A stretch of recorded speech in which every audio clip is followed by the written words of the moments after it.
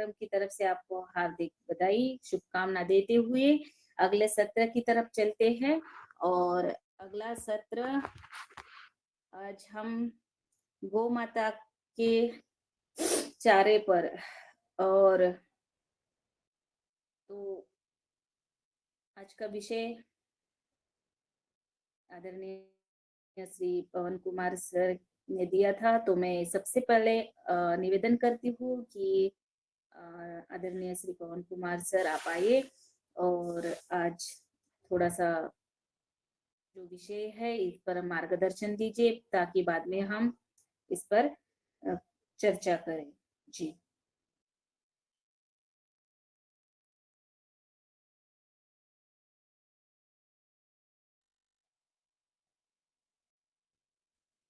जी आदरणीय पवन Kumar sir.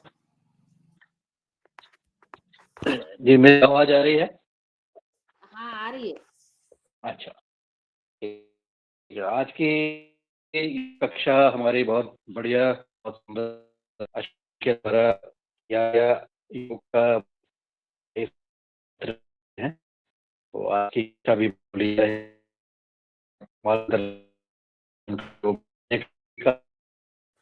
Disturb हो रही है सर, आवाज थोड़ी कट रही है सर। अच्छा, उसमें भी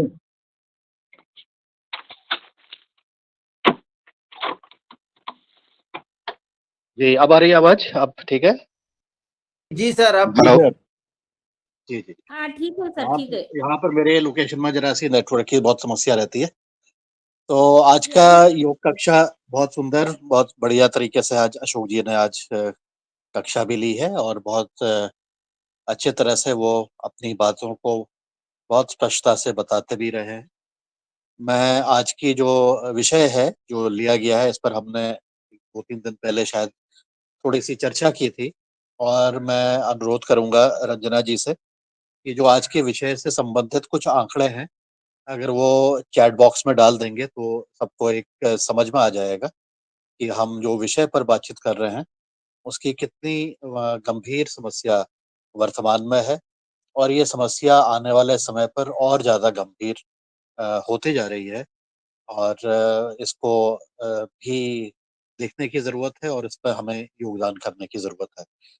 तो शुरुआत हम इस तरह से करते हैं कि जो बातचीत हुई थी वो ये थी कि गौ माता को सड़कों में छोड़ दिया जा रहा है, और उससे उसकी वजह से जो बहुत सारी अन्य समस्याएं हो रही हैं। और क्योंकि हमने पहले भी चर्चा की है, मैंने बल्कि अपनी एक कविता में भी लिखा हुआ है कि हमारा जो गाय है वो हमारे धरती लोक के जो प्राणी हैं, मानव को छोड़ करके, उनको हम प्रतिनिधि के रूप में लेते हैं। उनको हम पूजते भी हैं क्योंकि उनके अंदर एक बहुत सारे देवताओं का वास रहता है। उसके उत्पाद को भी इस्तेमाल करते हैं और उनका पूजा में भी, और यहाँ तक कि जब आदमी की मृत्यु होने वाली होती है तो एक इच्छा ये रहती है कि गाय की पूंछ को छुआ लिया जाए, तो उससे जरा सी मोक्ष की प्राप्ति होगी या उस तरफ बढ़ेंगे, यमराज जो है ज्यादा तंग नहीं करेंगे। ऐसी कई सारी मान्यताएं हमारी गौ माता से संबंधित है। लेकिन हम देखते हैं कि उसकी बहुत बेकदरी हो रही है, बहुत ज्यादा उसमें अ, उसके सबसे एक समस्या जो देखने को आती है वह है कि हमारे जो अपना व्यवहार में और हमारे जीवन शैली में जो परिवर्तन आया है, किसान के क्षेत्र में भी, किसान के घर में भी, उसकी वजह से भी अब गाय को पालना एक बोझ की तरह हो जा रहा है, और उसके बहुत सारे कारण भी है। और उसमें से एक बहुत बड़ा कारण जो है वो ये है कि पर्याप्त भोजन की उपलब्धता नहीं हो पाना, किसान के स्तर पर चारे की उपलब्धता नहीं हो पाती। और चारा अब जो उपलब्ध भी हो पा रहा है, वो अगर बाजार से भी अगर खरीदना पड़े तो उसकी भी लागत बहुत ज्यादा है। तो इसकी वजह से जो डेयरी का उद्यम के रूप में जिसको लेने की बातचीत है, कई जगह तो ठीक चल रहा है, लेकिन बहुत सारी जगह पर गाय को और उसके जो मेल है, जो बैल है, उसको भी ऐसे ही छोड़ दिया जाता है, क्योंकि उसके दो प्रमुख कारण हैं। एक तो भोजन की व्यवस्था नहीं होना, दूसरा उसके लिए जो श्रम की ज़रूरत है, उसकी देख-रेख करने पर जो श्रम की ज़रूरत है, उसमें मेहनत की ज़रूरत है, उसकी भी नहीं हो पा रही है। तो इस वजह से ये बेकदरी और इसके बेकदरी होने की वजह से मुझे लगता है कि मानव का जो दायित्व है कि वो बाकी जीवों का संरक्षण पोषण करने पर उसका योगदान होना चाहिए था, वो उतना नहीं हो पा रहा है जितना कि करना चाहिए।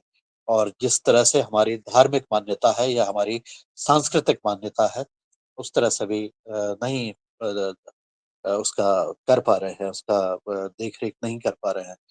तो इस विषय पर अगर हम आंकड़ों को देखते हैं तो एक बहुत ही 20, 30, 40% हरे चारे की या सूखे चारे की या कैटल फीड की कमी इस देश में हो गई है। और उस कमी को दूर करने के लिए अगर भोजन की बात करते हैं तो क्योंकि भोजन अब मिलेगा तो अभी जाकर के उसको हम अच्छी तरह से रख सकते हैं।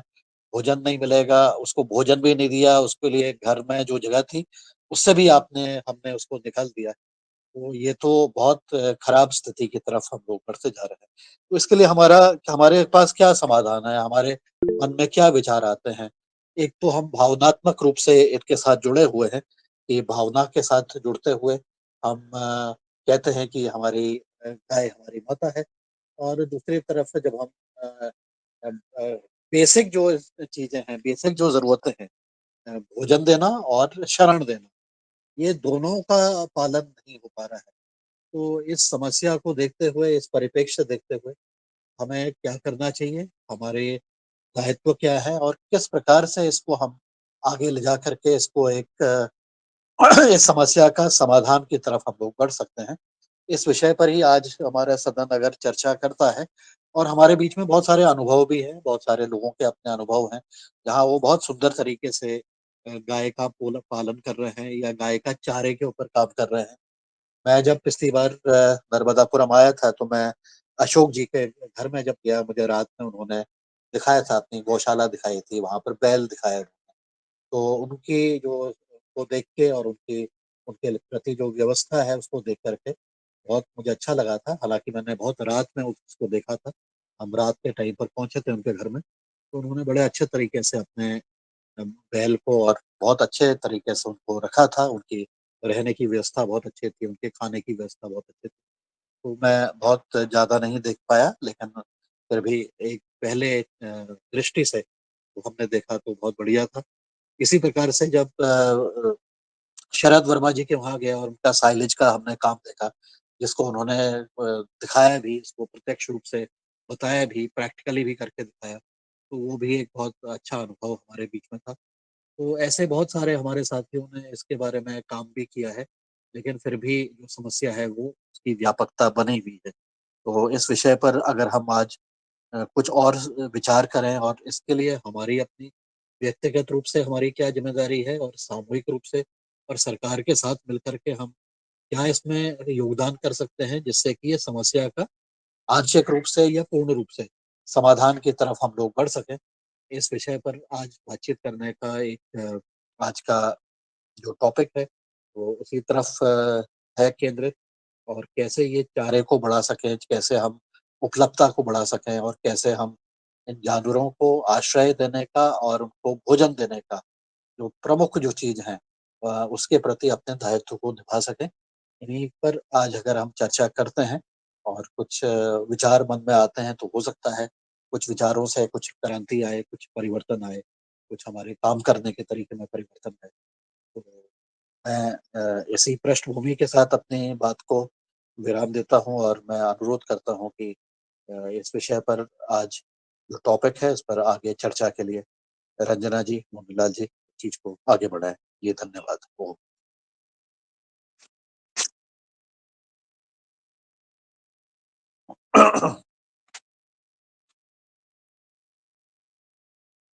जी, जी, जी। धन्यवाद जी, सर।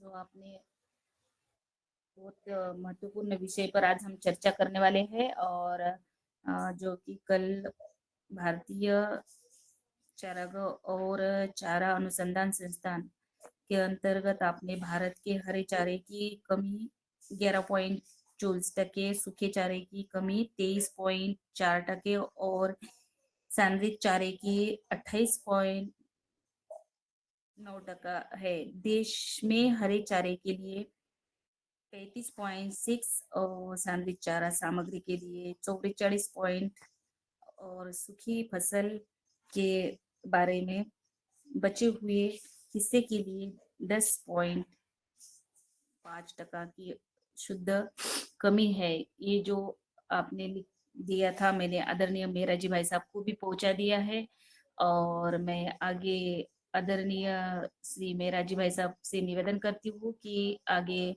आप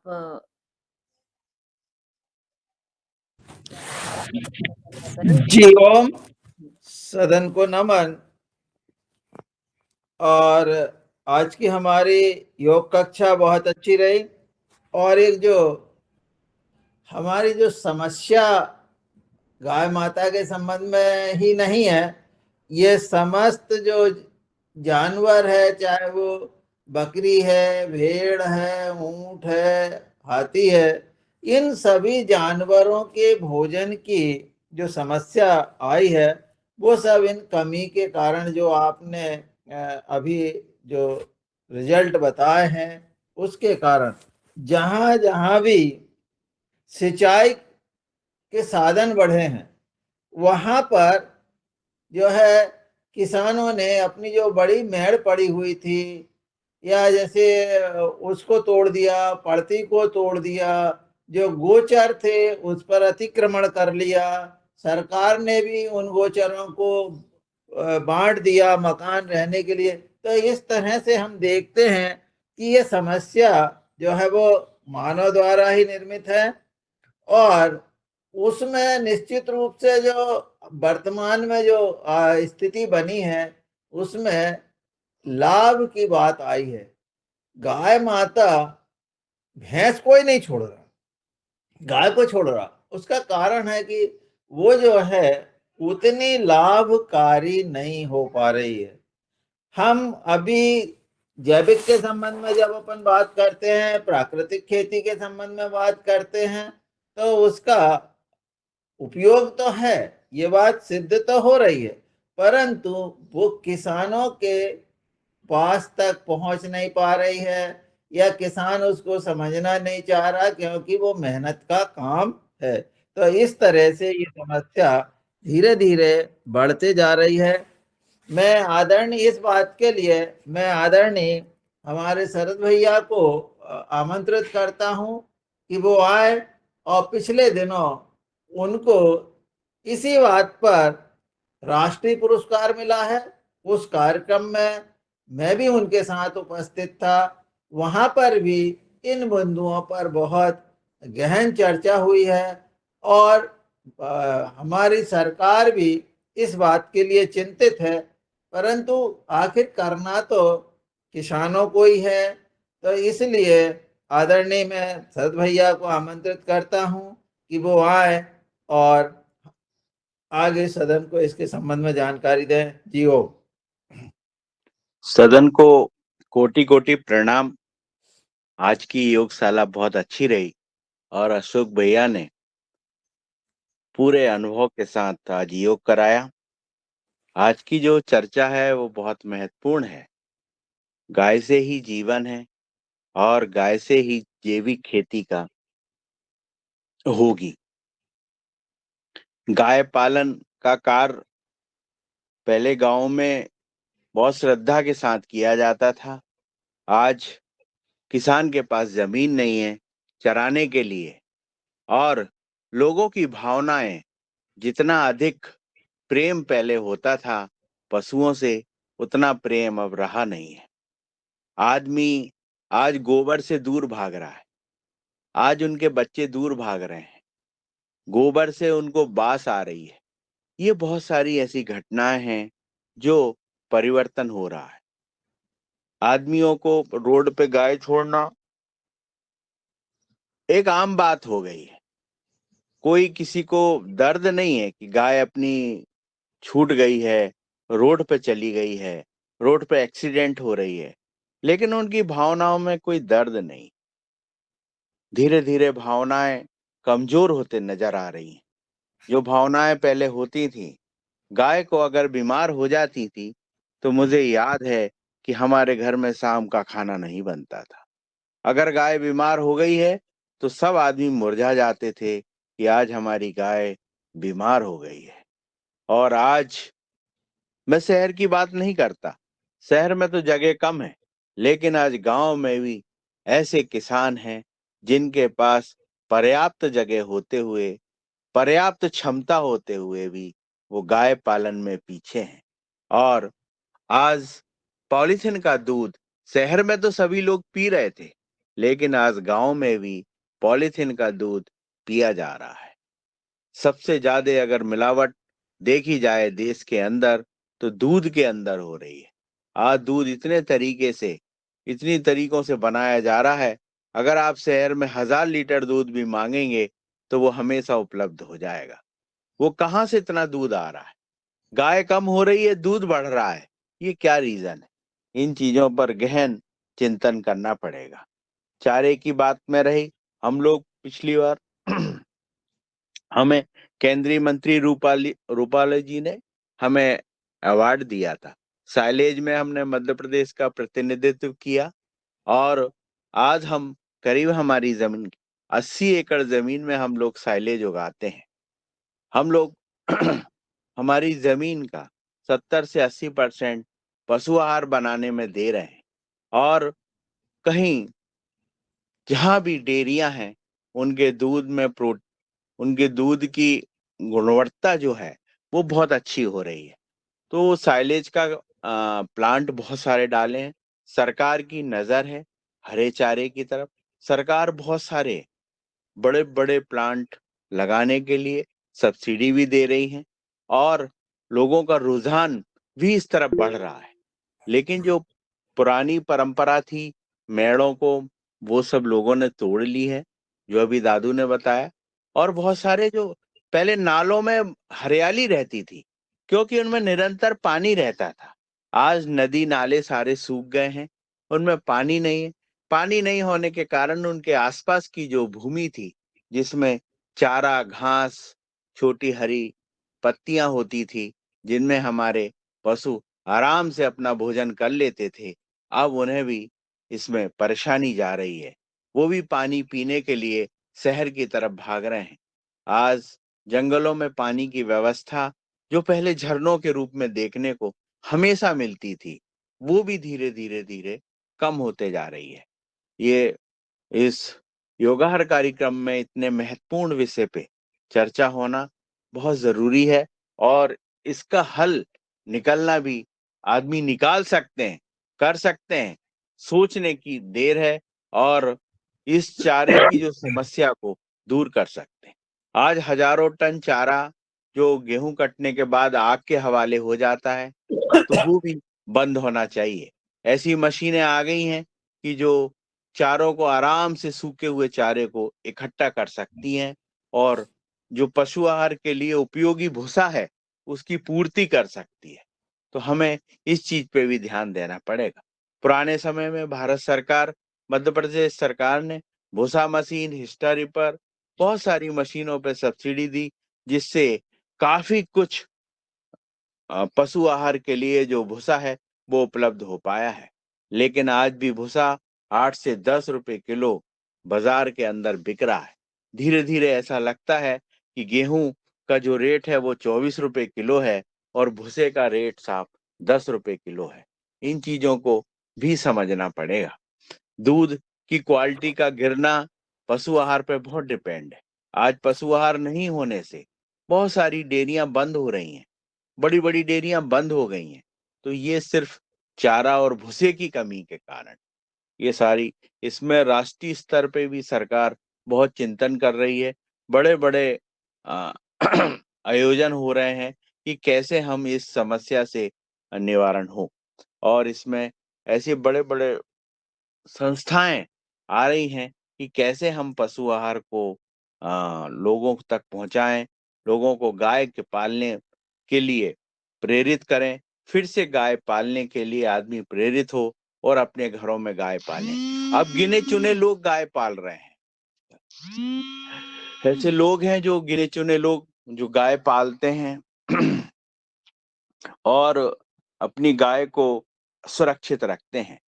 धीरे धीरे गांव में भी गाय के प्रति जो कम प्रेम हो रहा है उसको भी बढ़ाना पड़ेगा और पशु आहार की कैसे पूर्ति हो इसके लिए बार बार चिंतन करना पड़ेगा।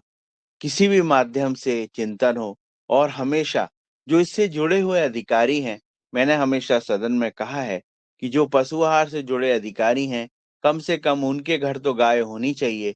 जो मंत्री हैं पशु आहार उनके घर तो गाय होनी चाहिए, ऐसा मेरा विचार है। सदन को मैं बताना चाहता हूं कि पिछले बार जब हम लोग दादू के साथ दिल्ली गए थे तो इस पे बहुत गहन चिंतन हुआ था। तो सरकार को भी लग रहा है कि आने वाले समय में ये बहुत बड़ी समस्या रहेगी। जी ओम, प्रणाम। जी ओम। आदरणीय हमारे शरद भैया जी ने जो है शासन की क्या मंशा है और समस्या कितनी जटिल है इसके संबंध में अभी सदन को अवगत कराया।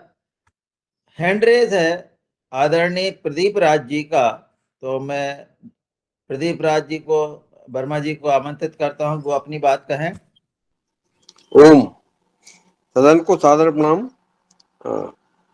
पशु चारे के ऊपर अभी बहुत अच्छी चर्चा चल रही है हमारी। शरद भैया ने बताया और पशु चारे के लिए शरद भैया समर्पित हैं। उन्होंने लगभग 1 करोड़ के लागत से एक साइलेज प्लांट लगाया हुआ है। किंतु मैं और एक जिक्र करना चाहूंगा थोड़ी सी कि हमारे अभी पिछले महीने राकेश गौर जी के फार्म पे कृषि कृषि वाले अधिकारी लोग आए थे, तो उन्होंने इस समस्या के ऊपर भी बात की थी वहां पे। तो उन्होंने बतलाया था कि ये एक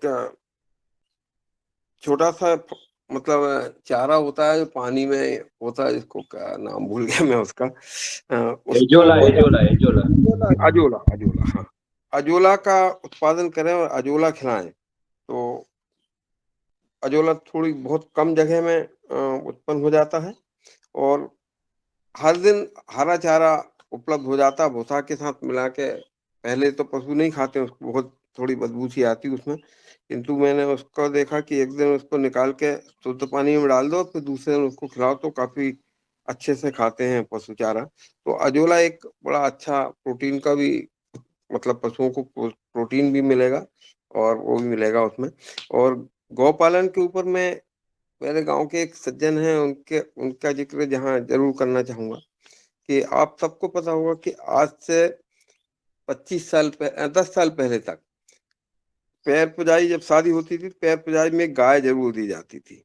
एक गाय से पैर पूजा जाता था, ये एक नियम था। आज तो पंडित जी को बोलो कि भैया गाय ले लो तो बोलते 100 रुपये दे दो, गाय नहीं चाहिए मुझे, गाय रखूंगा कहाँ। किसी भी बात में अपन लोग पंडित जी को गाय दान करते थे। तो आज आप किसी पंडित को देख लो, आप उनसे बोलो कि भैया आज हमारे यहाँ एक गाय ले लो आप, तो बोलते हैं भैया आप तो 100 रुपये दे दो, 500 रुपये दे दो, जो देना वो दे दो, मगर गैया रखने की मेरे पास व्यवस्था नहीं है। पर एक परिवार मेरे यहाँ गांव में है, गोरेलाल जी चौधरी नाम है उनका। उनका जिक्र इसलिए कर रहा हूँ कि मेरे को बड़े गाय पालन के लिए बड़े अच्छा सा मॉडल उन्होंने बनाया है। उनको जब 30-35 साल पहले जब उनकी शादी हुई तो उनको एक गाय मिली दहेज में, और उन्होंने उसकी सेवा करते करते आज उनके पास 40 गाय है कि एक गौशाला बना रखी है और 3 बच्चे, दो, एक भैया खुद चाचा बोलते हैं उनको चाचा, उनके 2 बच्चे 24 घंटे उसी काम में लगे रहते हैं। उनके पास उस समय 4 एकड़ जमीन हुआ करती थी, इस समय सिर्फ गौ पालन सेवा करते करते उनके पास कम से कम 20 एकड़ जमीन उन्होंने ली है। जमीन के लिए वो नौकर लगाते हैं, किंतु गाय के लिए वो खुद ही काम करते हैं। तो ऐसे, और जब भूसा का सीजन आता है तो तीनों की सेटिंग रहती गाँव में, भैया तुम हमारा इतना भूसा हमारे डाल देना, इतना भूसा हमारे डाल देना। उसके खेत में तो इतना चारा नहीं होता, उनका सूखा भूसा वो जरूर कलेक्ट कर लेते हैं और फिर दाना पानी जो भी है। तो गाय से की सेवा करके कोई कितना आगे बढ़ सकता है। मैं एक उदाहरण है उनका कि उसको देखा जाए मैं बड़ा मतलब मुझे बड़ा अच्छा लगा उनको देख के कि आज उनके पास 40 गाय हैं और हर साल कम से कम 5-6 गाय वो 40-45 हजार रुपए में बेचते हैं। मतलब हर साल 2 लाख रुपए गाय बेचने, क्योंकि अब 40-45 गाय को रखना एक छोटे किसान के लिए जरा कठिन काम है, तो वो रखते हैं। अच्छा, दूसरी बात, और चारे के लिए मैं एक बार झांसी भी गया था, तो वहां पे पशु चारे के लिए एक केंद्र है अपना, तो वो एक कैक्टस भी उगाते हैं।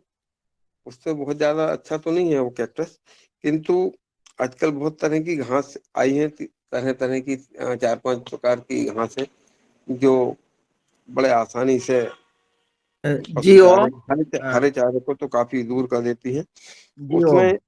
जी वर्मा जी, वर्मा जी जी, जी थोड़ा मैं रोक रहा हूँ आपको, बहुत लोगों के हैंड रेज है और मैं सदन से निवेदन करूंगा कि अपनी बात संक्षिप्त में कहें जिससे और लोगों को मौका मिले, और बात को बिल्कुल पॉइंट कहें। जो आपने जानकारी दी बहुत अच्छी जानकारी है और निश्चित रूप से ये जानकारी हमारे लिए प्रेरणा देगी।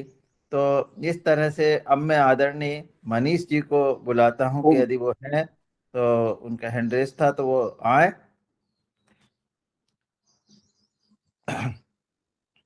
आदरणीय एम एल गौर साहब।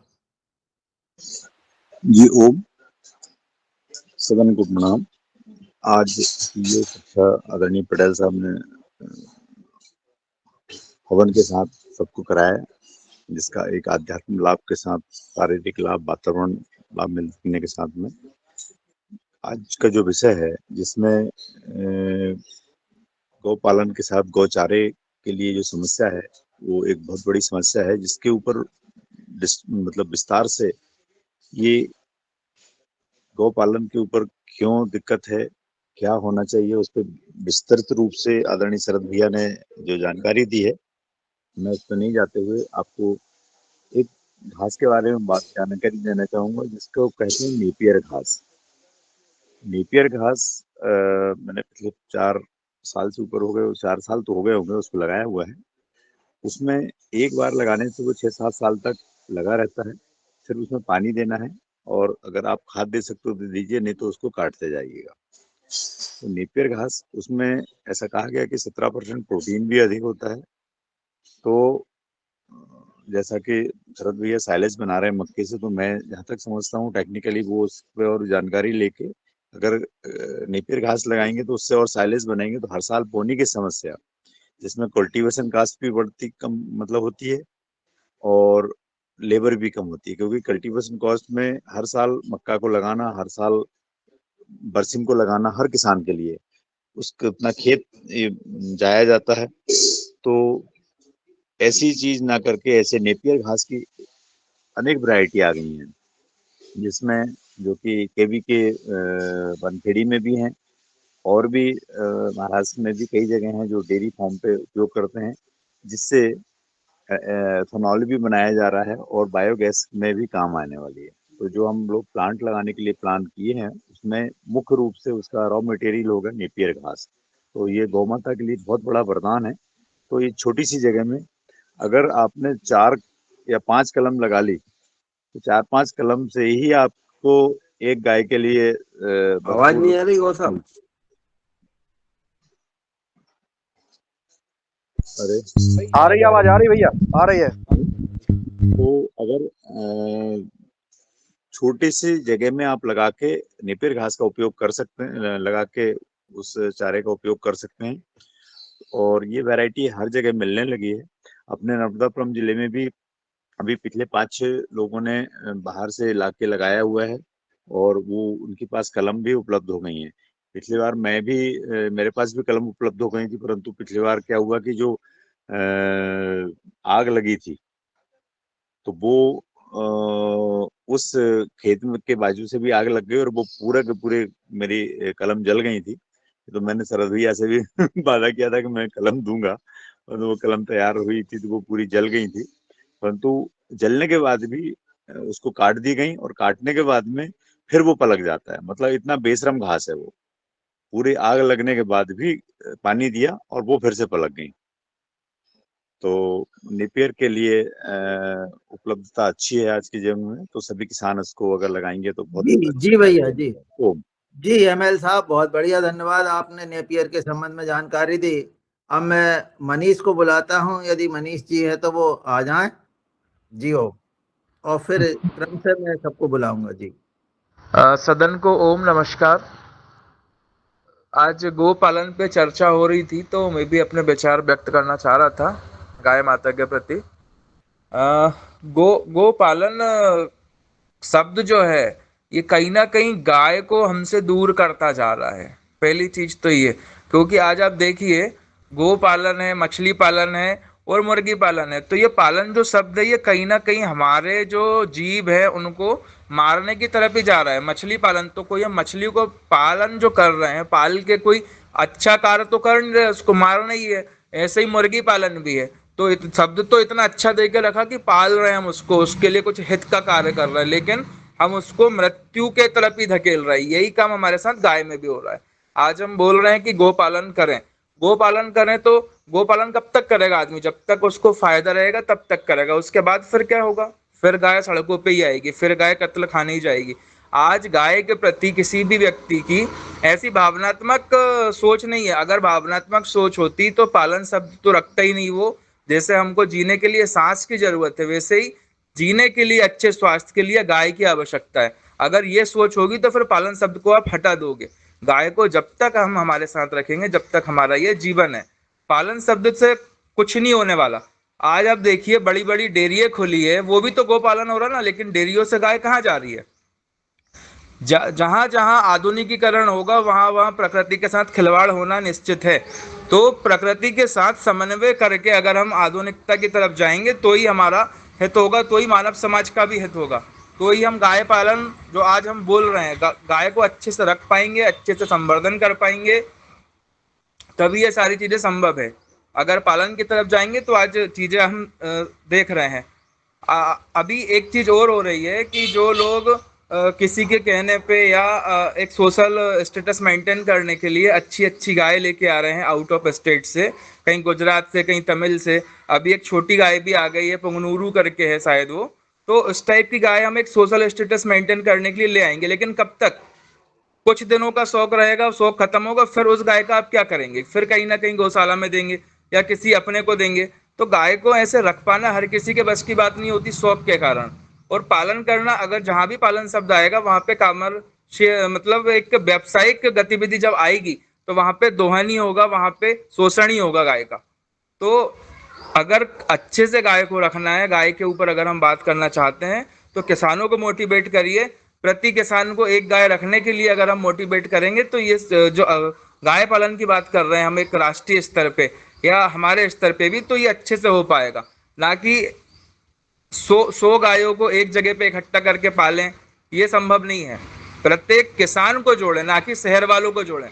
शहर वालों ने ना पहले भी गाय रखी थी और ना आज रख रहे हैं। 1000 में एक आध किसी सिटी वाले ने गाय रखी होगी तो वो एक बात अलग है। बाकी गांव में तो पहले हम देखते थे कि हर एक घर में एक गाय निश्चित तौर पे होती थी। आज की स्थिति में किसी भी गांव में 10 गाय मिल जाए बहुत बड़ी बात है। जी ओम। जी बहुत बढ़िया, आपने अच्छी जानकारी दी। और निश्चित रूप से गाय को भावनात्मक रूप से पालना चाहिए, सही है। मैं डॉक्टर दुबे जी को आमंत्रित करता हूं कि वो आए और अपनी बात कहें। धन्यवाद सर। गोपालन पे और चारे पे जो बात चल रही है बहुत महत्व की है। आपने अपने वक्तव्य में जो मुद्दा रखा वही बहुत इम्पोर्टेंट है। मुझे लगता है कि दूध का जो इनकम अगर किसानों को अच्छा मिले तो बाकी सारी समस्याएं ऑटोमेटिकली दूर हो जाएगी। आज महाराष्ट्र में ऐसी स्थिति है कि 20 रुपए लीटर का पानी तो बिका जाता है और दूध यदि लो तो डेयरी में 27 रुपए लीटर में बेचा जाता है। अब 27 रुपए का दूध बेचा जाएगा, उसमें कितना खर्चा आता अब सभी वहां पे चर्चा करने की जरूरत नहीं है। तो उसमें करीबन 15-20 रुपया तो चारे में ही चला जाता है। बाद में उसके लिए जो शेड रखो, घर की मेहनत करो, उसके देखभाल करो, एक्स्ट्रा एफर्ट्स दो, तो किसान के पास में बचता कितना है? और वो भी रेगुलर तो बचता ही नहीं है। तो ये इसलिए दूध का जो रेट है, ये दूध का रेट आज की स्थिति में अगर हम थोड़ा इकोनॉमिकली देखें तो ये कम से कम 50 रुपए लीटर से जब तक खरीदा नहीं जाएगा तब तक किसान इसके तरफ मुड़ेगा नहीं। किसान को जिस चीज में फायदा होता है उसकी लागत, उसके इनपुट्स, उसका चारा, बाकी सब ऑटोमेटिकली बढ़ जाता है और उसके तरफ वो किसान ध्यान भी देता है। तो दूध के जो रेट्स है वो दूध के रेट्स कम से कम 50 रुपए लीटर किसान को मिलना चाहिए। और कहीं प्रयोग करके देखिए, निश्चित रूप से अगर कोई समूह बोलो या कोई जिला बोलो या कोई गौशाला बोलो, इस तरह से यदि काम करती है तो उस एरिया में ऑटोमेटिकली गौशाला भी बढ़ेगी, गोपालन भी बढ़ेगा और चारे की समस्या भी दूर हो जाएगी। एक बात। दूसरा बिंदु है जो अभी हमारे साथी ने जो बोला है कि, और हमारे पवन सर ने भी जो बोला था कि गोपालन करने में, चारा और बाकी उसकी देखभाल करने में ज्यादा मेहनत है। हमेशा मुझे बचपन से यही सवाल आता है मेरे मन में कि सभी ज्यादा मेहनत के काम क्या देहाती लोगों ने ही करना चाहिए? शहरी लोगों की कोई जिम्मेवारी नहीं है?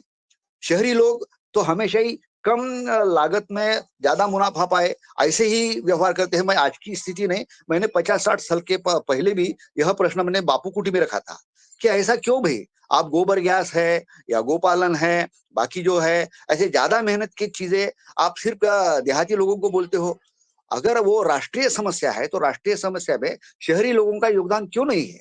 शहरों में अगर बाकी क्या, जैसे कि यानी गार्डन्स बनाए जाते हैं, वैसे ही अगर आप ऐसा कि भी एक केंद्र बनेगा, गौशाला का केंद्र बनेगा, वहां पे सब जैसे कांजी हाउस बनते थे वैसे कि एक एक एरिया में, एक वार्ड में बने, वहां पे जैसा कि शहरों में एक ट्री सेल्स लिया जाता है, कई नगर पालिकाओं में लिया जाता है, महाराष्ट्र में है कि हर पेड़, एक पेड़ को लगाने के लिए हर व्यक्ति, हर घर से 6% ट्री टैक्स लिया जाता है। ऐसा ही अगर गोपालन के लिए टैक्स लिया जाए शहरी लोगों से, और फिर नेचुरली जैसे कि छोटे छोटे कॉटेज इंडस्ट्रीज होते हैं, उस तरह के अगर स्किल ओरिएंटेड प्रोग्राम्स वहां पे दिए जाए तो निश्चित रूप से शहरी युवा भी उसके तरफ बढ़ेंगे। उनको अगर उसमें से 40-50 गाय का लागत मिलता है, उसमें से मुनाफा मिलता है, तो वो भी जरूर आएंगे।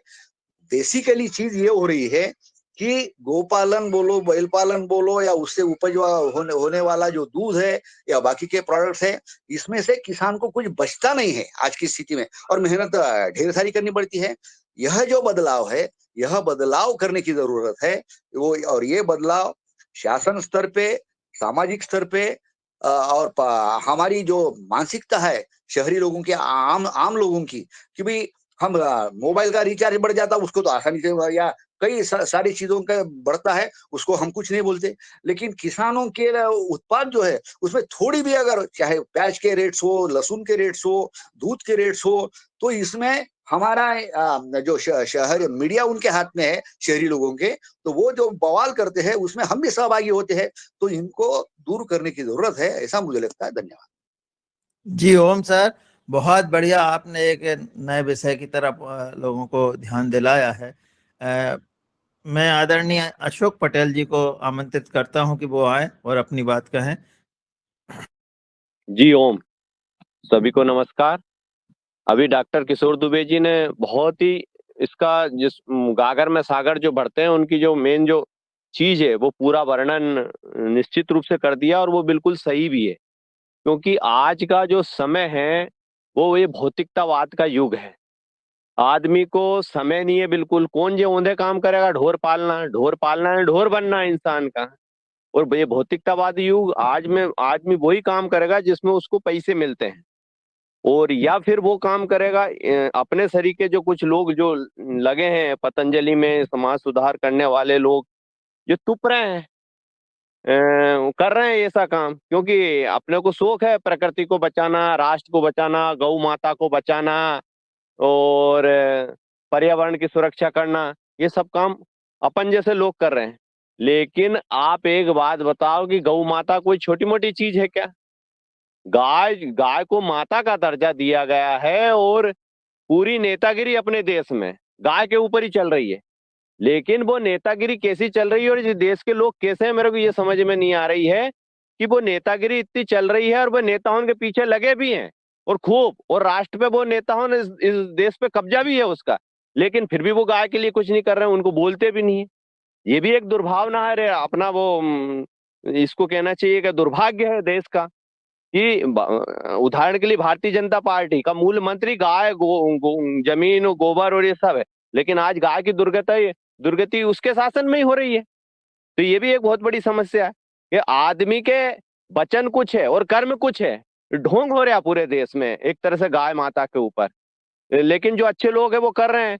जैसे उदाहरण के लिए पहले गाय को एक, क्योंकि अब जो गाय का मूल्य नहीं बचा, जिस चीज का मूल्य नहीं बचता है वो चीज रोड पे घूमती है। आपने कटनी पे तो रोक लगा दी कि गाय माता कटेगी नहीं, लेकिन गाय का संवर्धन और गाय बचेगी कैसे? रोड पे घूम रही है, पन्नियां खा रही है, उनमें विभिन्न प्रकार की बीमारी हो रही है। तो उस पे नहीं, आज से 4-5 साल 10 साल पहले गाय रोड पे नहीं घूमती थी क्योंकि उसका मूल्य था। आज भैंस बोधे आपको रोड पे घूमते दिखते हैं? बिल्कुल नहीं दिखते हैं, क्योंकि भैंस बोधे का मूल्य, जब तक किसी चीज का मूल्य नहीं रहेगा तब तक वो निश्चित नियम ही है प्रकृति का, उसकी दुर्गति होती है। और गाय माता की ऐसी दुर्गति इन लोगों ने, नेताओं ने बना दी अपनी। पहले जैसे मेरे पिताजी की शादी हुई उस समय 25 गाय दी थी दान में, स्टेटस सिंबल होता था गाय से। क्यों होता था? गाय माता का दूध, गोबर से खेती होती थी और गाय माता के दूध से पूरे घर का पालन पोषण होता था। घी खाते थे, दूध खाते थे, दही खाते थे, मही खाते थे। उसका जो बछड़ा होता था, बछड़े को उसमें बक्खर में जोतते थे। लेकिन समय का परिवर्तन देखो, इस देश में फिर भुखमरी आई। भुखमरी आने के बाद में फिर श्वेत क्रांति आई। तो श्वेत क्रांति से अपने देश में दूध से अपना देश निर्भर हुआ। आज एनडीआरएफ में आप जाके देखो, वहाँ करनाल में बहुत बड़ी रिसर्च सेंटर गाय माता का खुला हुआ है। और फिर धीरे धीरे एक नई A2, B2, C2 मिल्क चालू हो गया कि ये गाय, इसमें नुकसान होता है, ये होता है, वो होता है, कई चीज। जी जब जी नुकसान होता था तो फिर गाय को तुमने काय के लिए ब्रीडिंग करके और वो करके ज्यादा दूध वाली गाय बनाई, और वो नया नया ढोंग देश में चल रहे हैं और समझ में नहीं आ रही कि आखिर है क्या, किस तरफ जाना है। लेकिन आप हमारे जैसे जो सब लोग लगे हुए हैं, मैंने मेरे गांव में, मैं तो कर्म पे विश्वास करता हूँ, पूरे गांव में नरवाई में धरती माता को बचाने के लिए नरवाई में आग नहीं लगे, वो कार्यक्रम हमने किया हुआ। उसका प्रत्यक्ष प्रमाण भी आप देख सकते हो। ये देखिए पूरी पूरी, बहुत ये बढ़िया, नरवाई बहुत पूरी बढ़िया। है, मूंग है, नरवाई में आग नहीं लगा है। और ये गौ माता को बचाने के लिए पूरे भूसे के ढेर लगे हुए। बहुत बढ़िया। मैंने खुद ने मशीन लेके आया, 3-4 मशीन। पहले मैं मेरे खुद बनाता था भूसा, और 700 ट्राली भूसा अकेला पूरा गांव की एक एक जमीन में बना देता था। लेकिन धीरे धीरे अब हमारे यहाँ 3 फसल हो गई है मूंग की फसल, समय नहीं मिलता है। तो 2 भूसे के हार्वेस्टर भी मैंने लेके आया, एक भूसे की मशीन जिसमें जल्दी से जल्दी नरवाई में आग नहीं लगा और गौ माता को वो मिले। तो हमारे होशंगाबाद नर्मदापुरम जिले में तो एक बहुत बड़ी समस्या, भविष्य में बहुत बड़ी चीज आ जाएगी भूसे की। भूसा मिलेगा ही नहीं, क्योंकि 15 दिन का समय मिलता है आपको। 15 दिन में पूरा भूसा आपको कलेक्शन करना पड़ता है। और अब जो लोगों के पास तो समय मोबाइल देखने में, इसमें उसमें समय कहाँ बचा आजकल, तो समय ही नहीं है। तो ये गोबर गोमूत्र गाय का ये काम कौन करेगा? लोगों को शहरों में तो मालूम ही नहीं होता क्या ये सिस्टम, लेकिन गांव के लोग जो अच्छे हैं, संपन्न है, समृद्ध है। जी जी और भी हैंड रेस है, बहुत बढ़िया। आपने बहुत अच्छी हमको दिखाया, भूसे आप बना रहे हैं, आपके लिए बहुत बहुत धन्यवाद। और आपकी भावनाओं की हम कदर करते हैं। परंतु आदरणीय डॉक्टर राउत जी, मेरा एक ही मतलब है, गौ माता, जब तक गौ माता को आप संपन्न, उस चीज को आप संपन्नता की ओर नहीं ले जाओगे, जब तक लोग इस चीज में नहीं जुड़ेंगे, तो शासन प्रशासन पे इस चीज का दबाव डालना चाहिए। बस मेरा एक ही मतलब है जी। धन्यवाद। जी जी जी जी। डॉक्टर राउत जी। जी जी, धन्यवाद आदरणीय मेहरा साहब। मैं थोड़ा सा समय लूंगा, क्योंकि मुद्दा हमारा था चारा, और चारे से हम, चारे की बात सबने छोड़ दी। भैया ने जितनी बात की, शरद भैया ने, उसके बाद चारा छोड़ के सब चारा, और उनने की हमारे वर्मा साहब ने, उसके बाद चारे छोड़ के फिर हम दूसरी तरफ आ गए। तो भावनात्मक गाय इतना बड़ा विषय है, उस पर अगर हम 10 दिन नहीं, 1-2 महीने भी चर्चा करेंगे तो चर्चा खत्म नहीं होगी। तो क्या विषयांतर ना हो, चारे पर बात करें, इस पर मेरा विशेष आग्रह था। क्योंकि कई विषय हैं कि अगर हम उन सब पे बात करने लगेंगे तो फिर हम विषय पे चर्चा नहीं कर पाएंगे और सिर्फ भावनात्मक हम फिर गाय की भावनात्मक ये फिर कई सारी चीजें करते जाएंगे तो वो मेरे हिसाब से ठीक नहीं है।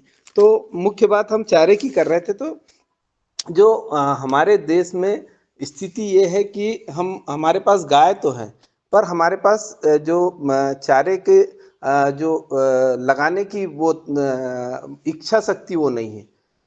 किसी भी जगह आप किसी भी गांव में चले जाइए, हर छोटे गांव में आज भी गाय हैं, लोगों के पास गौ जानवर है पर उन्होंने चारा किसी ने नहीं लगाया है। वो ज़्यादातर मेड़ के चारे को काट के और उसको उससे अपने जानवरों को पाल रहे हैं। फिर बाकी जो उनका भोजन का होता है वो बाजार से जो राशन लेके आते हैं, जो हमारा खली चूनी और दूसरा जो सुदाना या दूसरे तरह के अन्य तरह के जो फीड्स बन गए हैं वो लेके आते हैं और उनसे भोजन कराते हैं। तो इससे हमारी जो आर्थिक स्थिति है, डेयरी की आर्थिक स्थिति बहुत खराब हो रही और ये बहुत बड़ा कारण है कि जो हमारी स्थिति मतलब गाय के प्रति हमारा जो रुझान है वो कम होने का। तो गाय के चारे को हम बढ़ाएं कि हर किसानों को एक कंपलसरी कर दिया जाए कि जिसके पास भी गाय पाल रहा है वो इतने एरिया में वो एक गाय के पीछे कम से कम 20 डिसमिल जगह में वो चारे की खेती करे।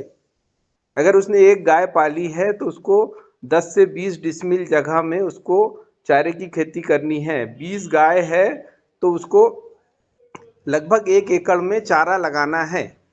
तो वो जब ये कंफर्म हो जाएगा कि उसने वो चारा लगाया तो उसकी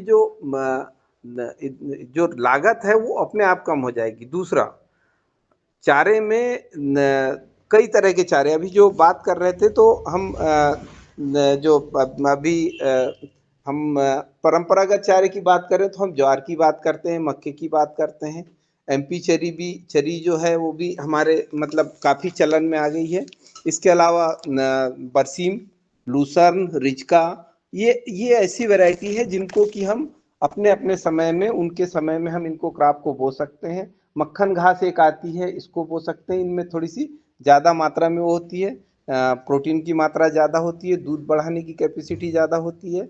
इसके अलावा हम मेड़ों पर पेड़ों की बात करें, हमारे कई सारे ऐसे पौधे हैं जो बहुत बढ़िया जो विशेषतर डाइकॉट पौधे जो दलहन कुल के जो बड़े पौधे हैं जो तेजी से ग्रोथ करते हैं, उसमें सुबबुल है, ग्लेसरीडिया है, ये बहुत तेजी से इनमें ग्रोथ होती है। अगर आप इनको मेड़ों पर लगाते हैं, वास्तव में ये ग्रीन मैन्योरिंग के लिए आए हुए पौधे हैं पर इनको हम हमारे कंडीशन के लिए हम इनको मेड़ों पर लगाकर हम चारे की उपलब्धता को बढ़ा सकते हैं और इनमें प्रोटीन की मात्रा अधिक होती है।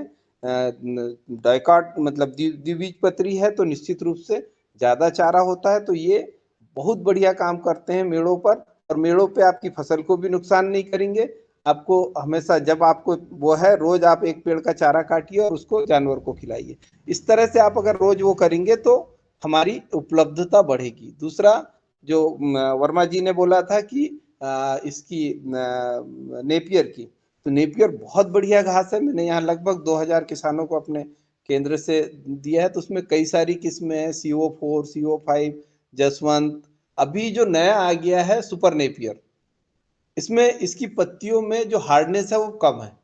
जो CO5 थी उसमें सबसे कम हार्डनेस थी, फाइबर ज़्यादा था और जानवरों को खाने में क्या जानवर भी वो चीज़ खाता है जो उसको थोड़ा सा इजी लगे। हमारे जैसी सबकी हर किसी की प्रकृति होती है कि उसको अच्छा खाने को मिले। तो ये जो है सुपर नेपियर है वो थोड़ी सॉफ्ट होती है और इसमें प्रोटीन की मात्रा भी कंपेरेटिवली ज़्यादा होती है और 6-7 साल ये आराम से अपनी नेपियर कोई भी लगाए तो 6-7 साल आप अच्छे से उसको लगा सकते हैं। और रही बात तो जैसे अभी साइलेज की बात कर रहे थे, शरद भैया साइलेज कर रहे हैं, तो साइलेज इसका बहुत बढ़िया बनता है। और यहाँ पर एक गोंदिया के पास एक गांव है, वहाँ पे एक इंडस्ट्री जिन्होंने डाली है इसकी, तो उनने उससे क्या कर रहे हैं, वो ये बना रहे हैं जो इसके जानवर के जो भोजन बनता है, प्लेट्स उसके बना रहे हैं। तो जैसा सुदाना होता है वैसे ही वो उसके उसका दाना बना रहे हैं और वो जानवरों को उसमें कुछ चीजें मिला के थोड़ा सा अनाज मिला के और इसको मिला के, तो उसके जो रेट है जो वो बन रहा है, उसके रेट बहुत कम हो जाते हैं, क्वालिटी गुणवत्ता बहुत अच्छी हो जा रही। तो इस पर भी हम काम कर सकते हैं। तो निश्चित रूप से जो आहार में अगर इनकी उपलब्धता बढ़ाई जाएगी तो निश्चित रूप से हमारे खेतों में जितना ज्यादा चारा होगा, हमारे जानवरों को उपलब्धता बढ़ेगी और इससे हमारी गौवंश को बढ़ाने में सहायता मिलेगी, ऐसा मेरा सोचना है। जी ओम। बहुत बढ़िया सर, बहुत बहुत धन्यवाद। आपने विषय पे हम लोगों को ले आए और चारे के संबंध में ही चर्चा करेंगे। मैं आदरणीय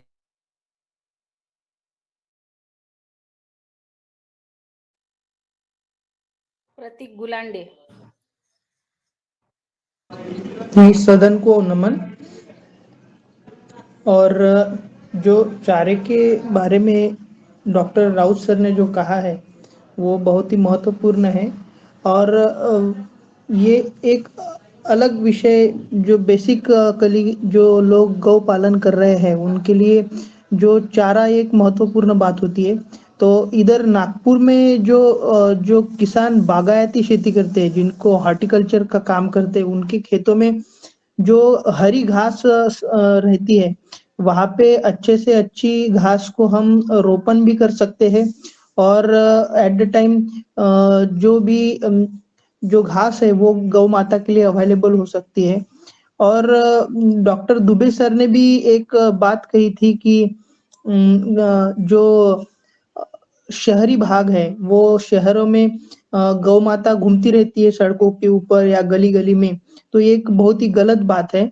तो जो भी शहर के जो मंदिर संस्थाएं हैं बड़े बड़े, तो हम कलेक्टर साहब से या चैरिटी कमिश्नर ऑफिसर से कह सकते हैं कि जो भी बड़ी मंदिर संस्थान है वो एक गोरक्षण का एक वहाँ पे प्रयोजन करे और वहाँ पे जो भी गौ माता है रोड के ऊपर या कहीं पर भी घूमती रहती है तो वहाँ पे उनकी व्यवस्था करे और उनकी देखभाल की एक ये करे व्यवस्था करे।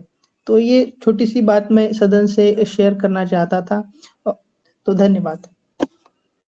जी ओम, बहुत बढ़िया भैया। अब मैं आदरणीय बने सिंह जी को आमंत्रित करता हूं कि वो आए और अपनी बात कहें। आदरणीय बने सिंह जी। जी ओम। सदन के सभी महानुभावों एवं दिव्य आत्मा को मेरा प्रणाम। आज जो विषय चल रहा है गाय माता के घास के चारे के ऊपर कैसी व्यवस्था की जाए, और इसके ऊपर सरकार भी प्रेशर दे रही है, वैज्ञानिक भी दे रहे हैं, सब कुछ कर रहे हैं। गौशालाएं खोल रही सरकार, लाखों करोड़ों रुपए सरकार बर्बाद कर रही है। जितने देश के अंदर गौवंश नहीं है उससे 10 गुना इंसान, नेता और साधु संत सभी गौ माता के नाम से प्रचार प्रसार करते हैं और चंदा करते हैं। परंतु वो सभी ये विचार नहीं करते कि एक एक गौपालन, एक एक गौ माता हम गोद ले लें। ऐसा अगर संकल्प ले तब भी गौ माता राष्ट्र माता बन सकती है और देश के बूचड़खाने सूख सकते हैं और गाय माता रोड पर घूमना छोड़ देती हैं। गौ विज्ञान परम विज्ञान मानव जीवन के जन्म से 12 महीने पहले और मृत्यु के 12 दिन बाद तक हमारे मानव जीवन में उसका विधान है। उस विज्ञान के ऊपर धूल चढ़ गई है और मिट्टी चढ़ गई है। वो विज्ञान हमारा आज के वर्तमान में दब चुका है, इसलिए गौ माता दर दर की ठोकर खा रही हैं और तरह तरह की बीमारियों का, बाढ़ और संकटों का देश में एक तूफान खड़ा होके अपना विकराल रूप दिखा रहा है। हमारी भारतीय संस्कृति में ऐसी भावना है लोगों की कि राम भी अगर पैदा हो तो पड़ोसी के घर में हो, बस हम उनको प्रणाम कर लेंगे। गोपालन भी हो तो हमारे पड़ोसी के घर में हो, हम उनका दर्शन कर लेंगे। ऐसी भावनाएं हमारे देश के अंदर जब तक रहेगी, जब तक ये संभव नहीं है। परंतु मैं सदन को सभी लोगों से एक निवेदन करना चाहता हूँ कि गौ विज्ञान परम विज्ञान को हम पढ़ना, पढ़ाना और हमारे जीवन में उपयोग करना चालू नहीं करेंगे जब तक ना सरकार बचा पाएगी हमको या गौ माता को। और कुछ होना जाना नहीं है, कितने गाल फड़फड़ा उड़ा लो, गौ माता जितनी सड़कें पे घूम रही है वो कहाँ से आई है? सब किसानों के घर से आई है ना। अर्थव्यवस्था नहीं रही गौ माता की शरण में, किसानों ने छोड़ दी, मानव ने छोड़ दी। मानव को चाहिए अर्थ, मानव को चाहिए महाविज्ञान। तो परम विज्ञान और महाविज्ञान जो है गौ माता का, वो जब तक हम नहीं पढ़ाएंगे हमारे आने वाले संतानों को, हमको, और हम उपयोग नहीं करेंगे, जब तक ये कार्य संभव नहीं हो पाएगा। जी ओम। जी ओम, बहुत बहुत धन्यवाद सर। अब मैं ओमकार नाथ जी को आमंत्रित करता हूं कि वे आए और अपनी बात कहें। जी हो। जी, सभी को नमस्कार। बहुत बढ़िया इसका सुंदर विषय है। गाय पालन के बिना इस सृष्टि का संचालन ही नष्ट भी नष्ट हो जाएगा, क्योंकि गाय का ही गोबर ही ऐसा चीज है जो खेती को जीवित कर सकता है, खेती को आगे बढ़ा सकता है, ऑर्गेनिक खेती को आगे बढ़ा सकता है। अदरवाइज इसके अलावे अगर हम केमिकल खेती में जाते हैं तो फिर क्या है कि बीमारियां बढ़ेगी तो सारा मानव नष्ट हो जाएगा। तो फिर गाय के लिए गाय का ही दूध, दही, गोबर सारा चीज उपयोगी है। तो इसके लिए हम लोग गाय को का पालन का बढ़ावा देने के लिए हम लोग को प्रयास करना होगा। मैंने बहुत शौक से गाय पालन शुरुआत किया था और करीब 5-6-7 बरस गाय पालन किया बैंक से लोन लेकर। लेकिन इसमें समस्या हमको 2 तरह से समस्या होगी। एक तो दूसरा कि इसमें सिंगल पर्सन होने के चलते परिवार से हेल्प नहीं मिल पाता था उतना जितना मिलना चाहिए था।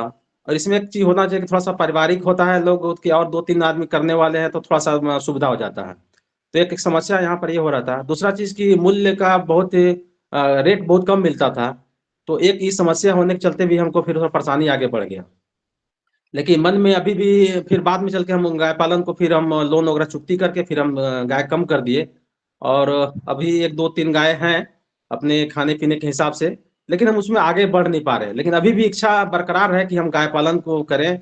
और जो एक मुहिम चल रहा है जैविक खेती का, इसके बिना संभव नहीं है। तो इसको तो बढ़ावा देना ही होगा। लेकिन अब मूल्य नहीं मिल पाता है, बाजार में कंपटीशन है, 2 नंबर के दूध आ जा रहे हैं, बाजार में आ जा रहे हैं। तो उसके चलते फिर जो गौपालक है उनको उनका मूल्य नहीं मिल पा रहा, उनको लाभ नहीं मिल पा रहा है। अब बिना लाभ का ज्यादा दिन तक ले धर्मार्थ के नाम पर सिर्फ हम आगे नहीं बढ़ सकते हैं।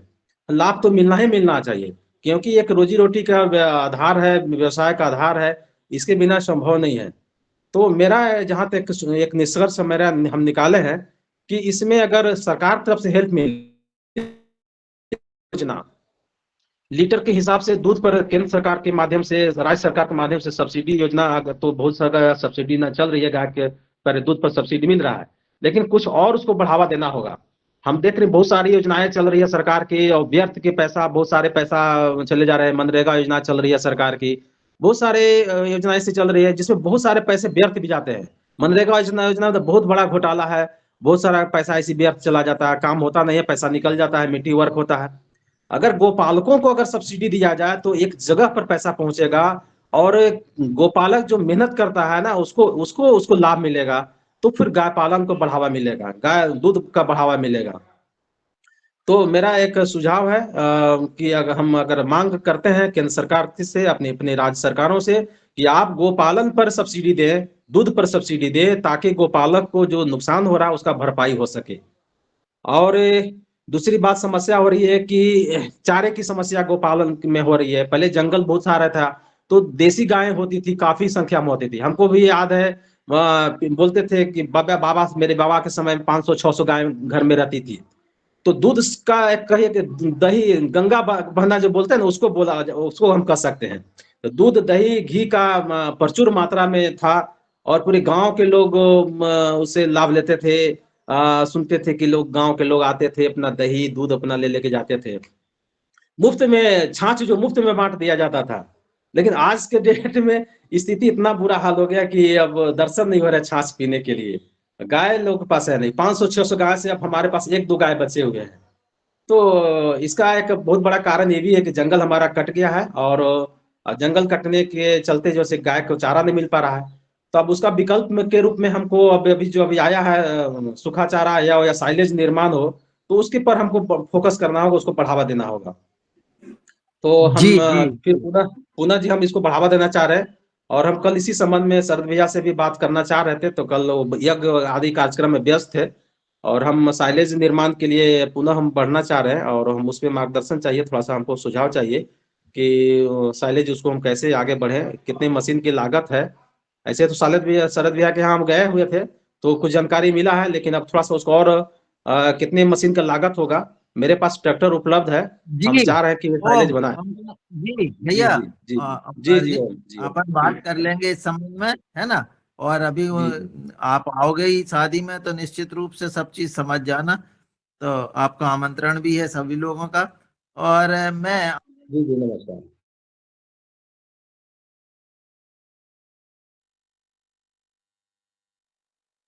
ओम जी, आदरणीय हमारे पवन कुमार जी यदि सदन में उपस्थित हैं। अशोक पटेल भाई साहब ने हैंड रेस किया है। नहीं, वो पहले से ही है शायद। कुछ जी पटेल साहब कुछ कह रहे हैं क्या? हाँ सर, ये जो चर्चा हुई है, इस हाँ जी हाँ चर्चा को आप जो है समाहित करें। जी ओम। जी जी जी धन्यवाद। बहुत सुंदर चर्चा और परिचर्चा सुझाव बहुत सारे आए हैं और सब सुझाव सुन करके मेरे मन की जो अपनी बात है, मेरे अपने जो अनुभव हैं, ये सारे एक तो बहुत महत्वपूर्ण बात आज ये हुई है कि हमारी जो शब्दावली है, जो शब्दों का हम प्रयोग कर रहे हैं, वो बड़े महत्वपूर्ण है क्योंकि उसी से कई सारी चीज़ें निर्धारित हो जाती हैं। और बहुत अच्छी बात कही आज मनीष जी ने कि हम पालन की जब बात करते हैं तो हम जानवरों के जब पालन की बात करते हैं तो कहीं न कहीं उसके जो दूसरा आयाम है उसको भी टच करते हैं। मुझे याद है मनीष जी अगर अभी होंगे, मुझे मालूम नहीं है, अभी जुड़े हैं कि नहीं। पिछली बार जब हम नर्मदापुरम आए थे तो वो उन्होंने गणेश की प्रतिमा बनाई थी गोबर से और मुझे भी सौभाग्य मिला था उसको देखने का और उनकी कलाकृति को करने का। तो उन्होंने एक बहुत अच्छा प्रयास किया था और मुझे लगता है कि पहले तो हमारी भावना क्या है इन पशुओं के प्रति और जीवों के प्रति, इसके इसमें हमें अपनी भाषा में आवश्यक परिवर्तन करने की ज़रूरत है कि हमारी विचारधारा क्या है? क्योंकि विचारधारा अगर अ, केवल पैसा अर्जन करने की है, तो कहीं न कहीं अब हम ये देखते भी हैं कि ये जो इकोनॉमिक मॉडल है, ये आर्थिक विकास का जो मॉडल विकसित हुआ है, पश्चिमी देश पर आधारित ये मॉडल था। तो ये धीरे-धीरे ध्वस्त होते जा रहा है। पूरी दुनिया में ये मॉडल ज़्यादा समय तक चलने वाला नहीं है। क्योंकि आपको जब तक कि आप प्रकृति के मॉडल की बातचीत नहीं करेंगे, प्रकृति के साथ जीने के सम्मान के साथ की बातचीत नहीं करेंगे, तो ये ज़्यादा टिकने वाली चीज़ नहीं है। क्योंकि कोई न कोई व्यवस्था आपकी खराब हो जाएगी।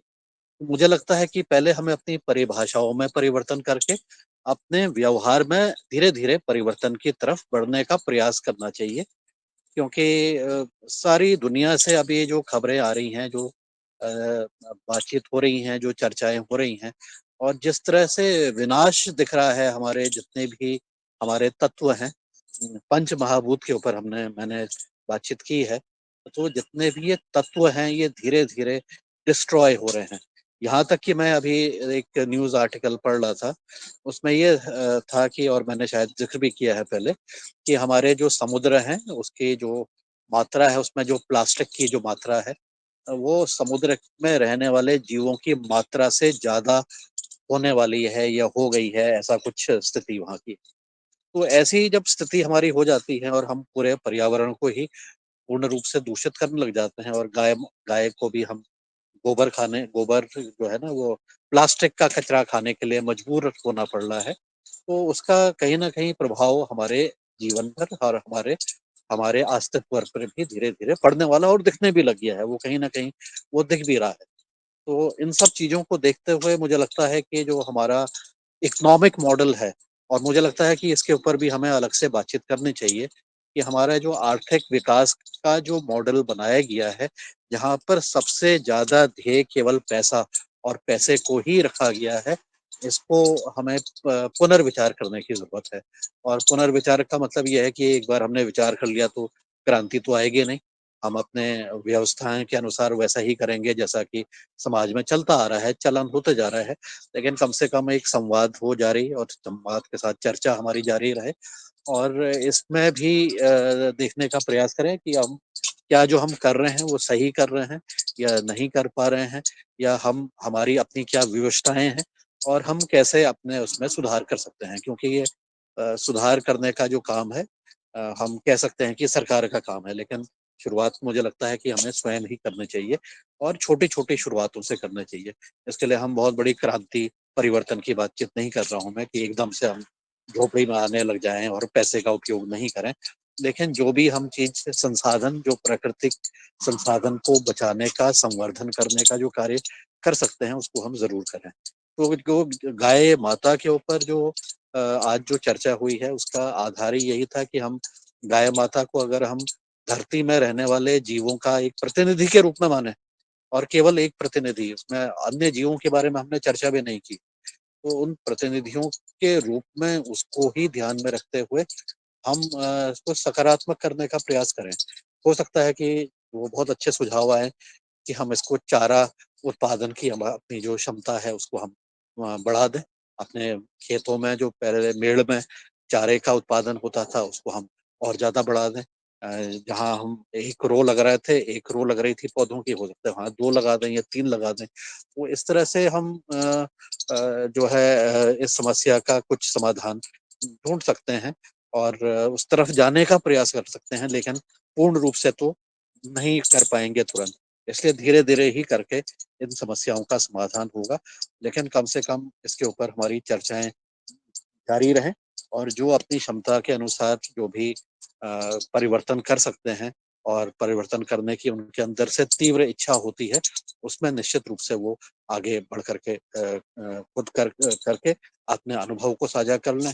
और साथ ही जो सरकार के साथ जो संवाद की ज़रूरत है, संवाद, और मैं ये भी देखता हूँ कि हम कह सकते हैं कि ये शहरी क्षेत्रों में या ग्रामीण क्षेत्रों में ऐसे व्यवस्थाएँ होनी चाहिए, लेकिन मैंने अनुभव किया कि हमारे जो जहाँ पर भी हमने इस तरह से काम किया और ये देखा कि ये इस चीज़ को हम बचाने का प्रयास करेंगे, तो क्या होता है कि अगर वो उसकी आर्थिक रूप से अगर कोई दूसरी गतिविधि वहाँ पर ऐसी आती है, जो कि उससे ज़्यादा फ़ायदेमंद है, जिसको हम बचाना चाह रहे हैं, तो वो गतिविधि फिर नहीं चल पाती है, सस्टेन नहीं कर पाती है। यहाँ पर मैंने देहरादूनी बासमती का जब कार्यक्रम की शुरुआत की थी कई साल पहले, तो उसके बाद हमने देखा कि वहाँ तो शहरीकरण की तरफ बढ़ गया, तो जो खेत हुआ करते थे जहाँ देहरादूनी बासमती होती थी, वो सब वहाँ पर अब शहर खड़ा हो गया है और वो विस्तार भी हो रहा है उसका। तो एक अच्छी चीज़ का बचाने का हम प्रयास कर रहे हैं, लेकिन आर्थिक जो चीज़ें हैं वो सामने आ जा रही हैं और फिर हम केवल उनको हम कुछ चीज़ों को केवल स्मृतियों में ही ढूँढ पाते हैं और उसमें उसके अलावा कोई और ऑप्शन नहीं मिल पाता है। तो इन सब चीज़ों को देखते हुए हम यह विचार करें कि ये प्रकृति के साथ हम जो सामंजस्य करने की बातचीत कर रहे हैं, इस पर हमारी लिमिट क्या है, हमारी अपनी सीमाएँ क्या हैं, कौन-सी सीमा को हमें नहीं लाँघना चाहिए।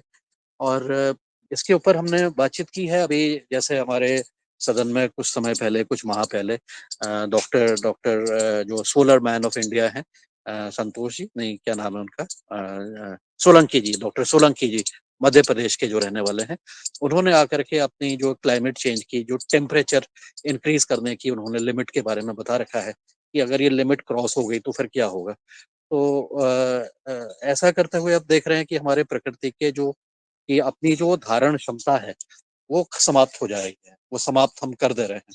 तो धारण क्षमता हमारी समाप्त हो रही है, तो फिर हम आगे हमारे सामने फिर लिमिटेशन खड़े हो जा रहे हैं। वो लिमिट कर दे रही हैं, हमें आगे बढ़ने से रोक दे रही हैं। तो ये हम प्रकृति के साथ इतना भी छेड़छाड़ नहीं करें, उसकी धारण क्षमता को इतना नहीं वो करें। और इसमें एक इन्होंने बड़ी अच्छी चीज़ का मुहिम चलाई है अभी सोलंकी जी ने। उन्होंने कहा कि हम अपने कपड़ों को प्रेस नहीं करेंगे। 1 दिन हफ्ते में अपने कपड़ों में प्रेस नहीं करेंगे, आयरन नहीं करेंगे, क्योंकि आयरन करने पर भी आपको प्रेस जब करते हैं तो उसमें भी ऊर्जा लगती है। उसमें भी आपका एक कहीं न कहीं किसी चीज़ का नुकसान होता है। तो ऐसे कई सारे उनके प्रयास हैं, कई लोग उनको मानते भी हैं और ऐसे बहुत सारे प्रयास हमारे लोग कर रहे हैं, बहुत सारे लोगों ने इस तरफ बढ़ने का प्रयास किया है।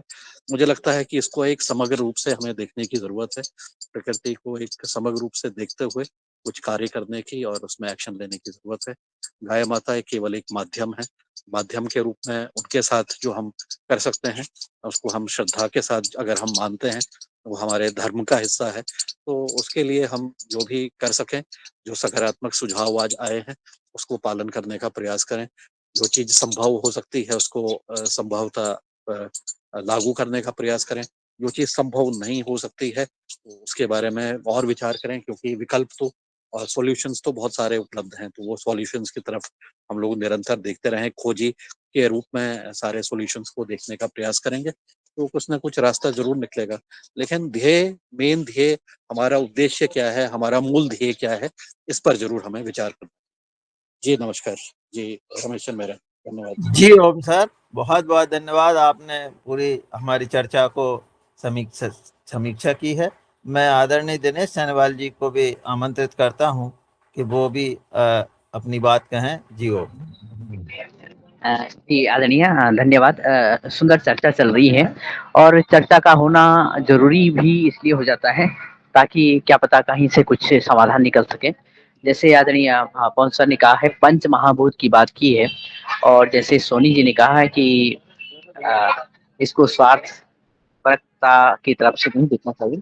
तो मुझे लगता है कि अगर पंच महाभूत की बात की जाए, यानी हम अगर एक आवश्यक अंग माना जाए अपने जीवन का उपभोक्ता के रूप में, जैसे कि मैं गोपालन नहीं कर पा रहा हूँ, हालांकि मेरे परिवार वाले, मेरे चाचा जी चाची जी करते हैं, लेकिन मेरा परिवार नहीं कर पा रहा है। लेकिन उसमें मेरा सहयोग क्या हो सकता है?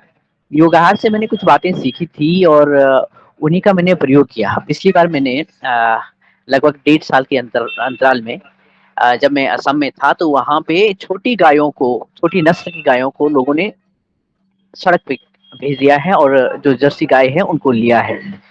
तो मेरे मन में एक विचार आया, मैंने प्रत्येक 5 लोगों से रिक्वेस्ट की और 2-2 महीने 3-3 महीने एक-एक व्यक्ति से मैंने दूध लगाया, आधा-आधा लीटर अपने लिए। और मैंने कहा कि वो छोटी गाय जो आपने छोड़ रखी है उसको बांधे तो मैं आपको पैसे दूँ। अब क्या हुआ कि वो बाद में मान गए, मैंने मुझे वो दूध मिलने लगा। तो और 2 महीने के बाद मैं पैसा तो देता रहा, लेकिन मैंने कहा आप क्या करें, इस गाय को भी अपने गोद पे बांध दें। और इस तरह से बाद में एक प्रश्न सामने आया, एक समस्या सामने आई कि इन सारे जो 5 लोगों की जो लोगों ने जो 5-10 गाय अपने फिर से बांध दी थी, इनको चारा कहाँ से दिया जाए? बात चारे पे ही आई। चारा बहुत बड़ा विषय आज है देश में, और अभी कुछ रिपोर्ट्स आ रही हैं कि 2025 तक एक बहुत बड़ा एक रोग जैसा व्यापकता इसकी फैल जाएगी और जो गाय बची हुई हैं ये फिर से सड़कों पे आ जाएंगी, बहुत सारी गाय। फिर हमने क्या किया, वहाँ पे कुछ जो टी स्टेट है उनसे रिक्वेस्ट की और उनसे निवेदन किया कि जिन पशुपालकों के पास, जिन किसानों के पास गाय हैं वो चारा नहीं दे पा रहे हैं, उनके लिए हम जो खाली जमीन पड़ी है उसमें कुछ व्यवस्था करें, क्योंकि वहाँ पे वर्ष भर बारिश होती रहती है। तो उन लोगों ने ये हमारा निवेदन स्वीकारा और 10 जो एकड़ जमीन में तारबंदी की और वहाँ पे गायों को विस्थापित करने की इंतजाम किया।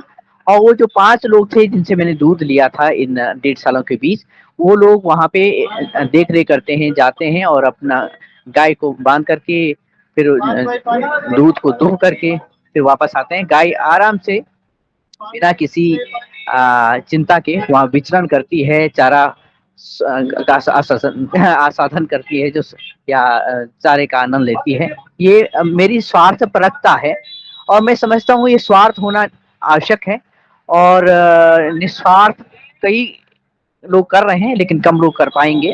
लेकिन हमारा स्वार्थ हो और स्वार्थ एक सर्कुलर में बन जाए और जैसे पंच महाभूत से जोड़े तो सर्कुलर इकोनॉमी एक चक्र के रूप में, आवश्यक अंग के रूप में गाय को देखा जाए तो ये हो सकता है। और जैसे बहुत सारी बातें हुई हैं, लेकिन जो हमारी मिलेट्स की फसलें हैं या दूसरी फसलें हैं, अगर ये आगे बढ़ रही हैं तो निश्चित चारे की कुछ मात्रा बढ़ जाएगी और कुछ समय कम है और मैं एक छोटी सी बीच पे हूँ, इस वजह से मैं इन शब्दों को यहीं पे विराम देता हूँ। जी धन्यवाद, प्रणाम।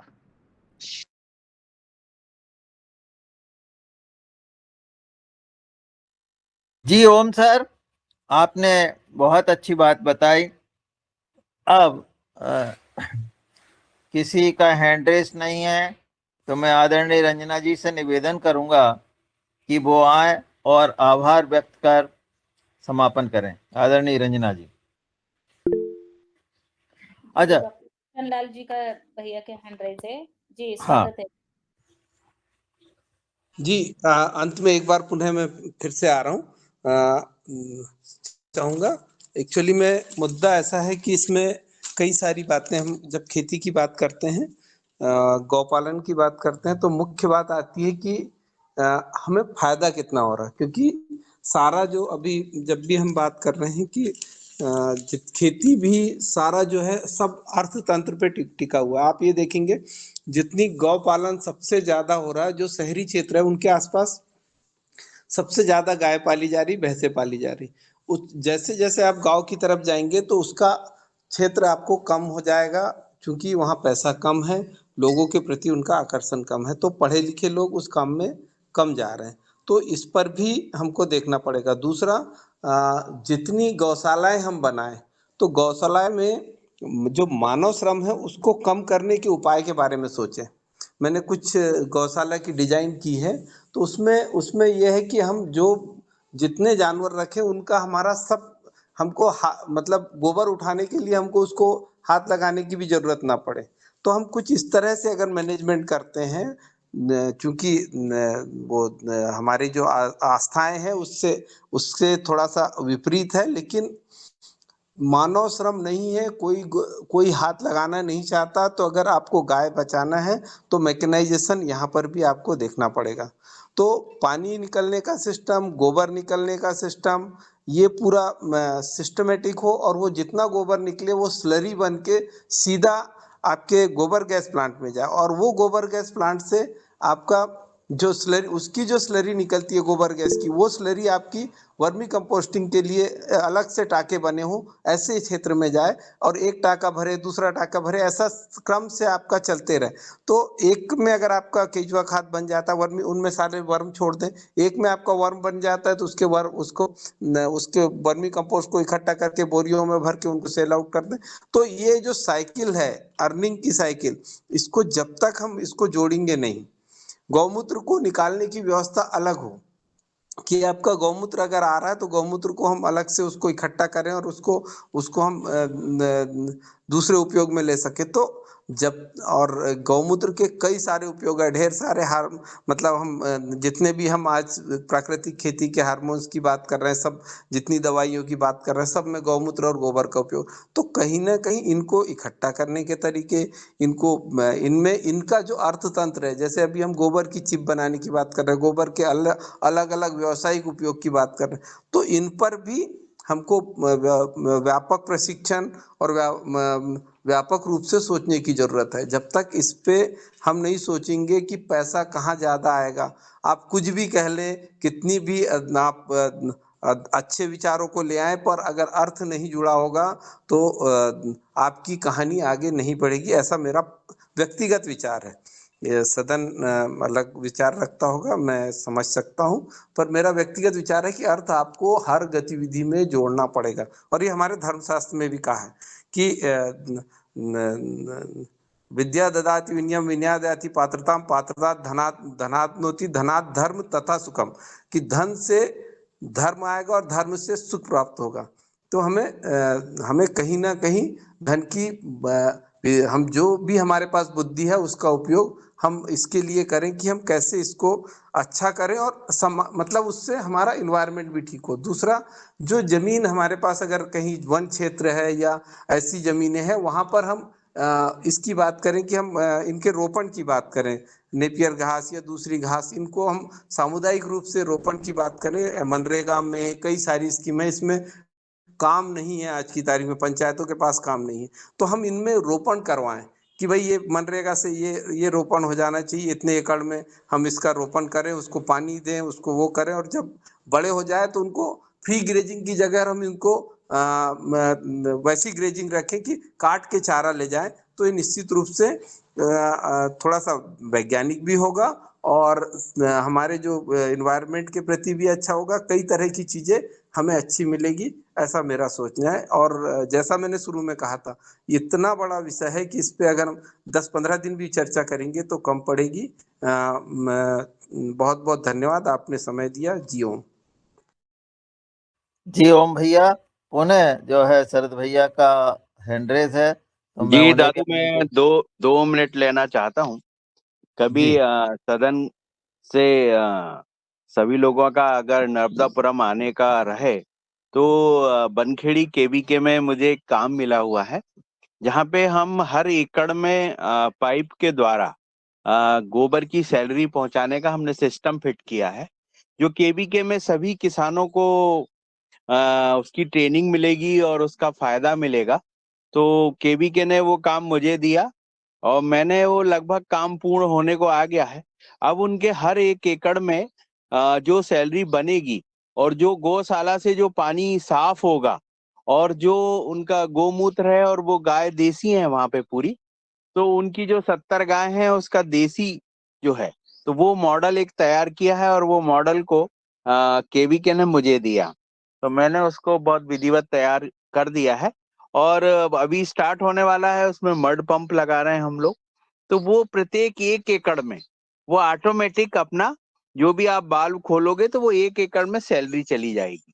तो वहां हम लोगों ने करीब 30 एकड़ में उनका 30 भागों में उसको डिवाइड किया है और वो सैलरी हमेशा एक एकड़ में जैविक रूप से चलती रहेगी। तो ये बहुत अच्छा मॉडल है, जब कभी कोई देखने आएंगे तो बहुत अच्छा लगेगा। और हमारे यहाँ जैसे साइलेज हम लोग जब बनाते हैं मक्के का, तो मुन्नीलाल सर जी ने भ्रमण किया था, तो देखा था कि वो मक्के में भुट्टे हम किस तरीके से मिक्स करते हैं। तो मुन्नीलाल जी ने बोला था कि यार इतने अच्छे भुट्टे तो आदमियों को भी खाने को नहीं मिलते। तो ये दादू और जब आए थे तो इन्होंने पूरा विस्तार से इसको समझा था।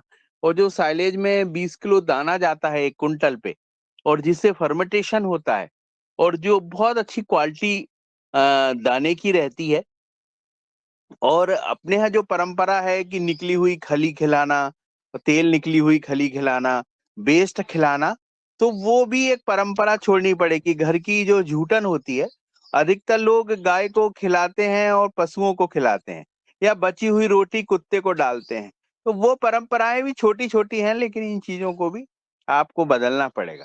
आज हम मक्का के जो भुट्टा खिला रहे हैं, अगर आप लोग देख लें तो आप ये मानेंगे कि ये भुट्टा इंसान को भी नहीं मिल रहा है, वो हम गाय को खिला रहे हैं। ये सदन में मुन्नीलाल सर ने देखा है और दादू जी ने। जी ओम, प्रणाम।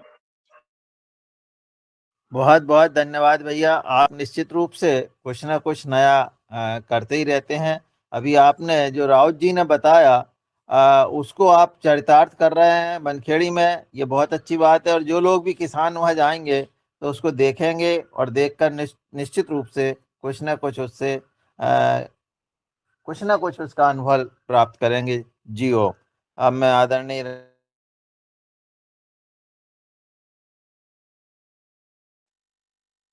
जी, अस्तिवा तिवारी जी का कुछ कहना है शायद। जी जी जी ओम, सभी को प्रणाम। मैं एक चीज ये कहना चाह रहा हूँ कि जो हमारे हमारे मध्य प्रदेश, उत्तर प्रदेश, मतलब सभी राज्यों में लगभग गौशालाएं सरकार ने बनाई हैं और एक गौशाला की 100 गायों की क्षमता है। एक जिले में कम से कम 50-60 गौशालाएं हैं। यदि इनमें ही सही व्यवस्था, लोगों का सहयोग मिल जाए, जहाँ हैं गांव में लोगों की सहयोग नहीं मिल रहा है, जिसके कारण से ये गौशालाओं में जानवर तो हैं, गायें तो हैं, लेकिन न उनको सही चारा मिल पा रहा है। तो अगर गांव के लोग इसमें सहयोग करें, सरकार तो पैसा दे ही रही है, तो निश्चित रूप से एक बड़ा काम हो सकता है गायों के लिए, चारे के लिए। उनके पास जगह भी है, उनके पास बोर भी है, ऐसी व्यवस्था है। तो मैं यही कहना चाह रहा हूँ कि अगर ये मैसेज ज़्यादा से ज़्यादा लोगों तक पहुँचे कि वहाँ सहयोग करें, तो निश्चित रूप से एक अच्छा परिणाम मिल सकता है। जी धन्यवाद। जी ओ। अब शायद प्रणाली जी का हैंड रेज है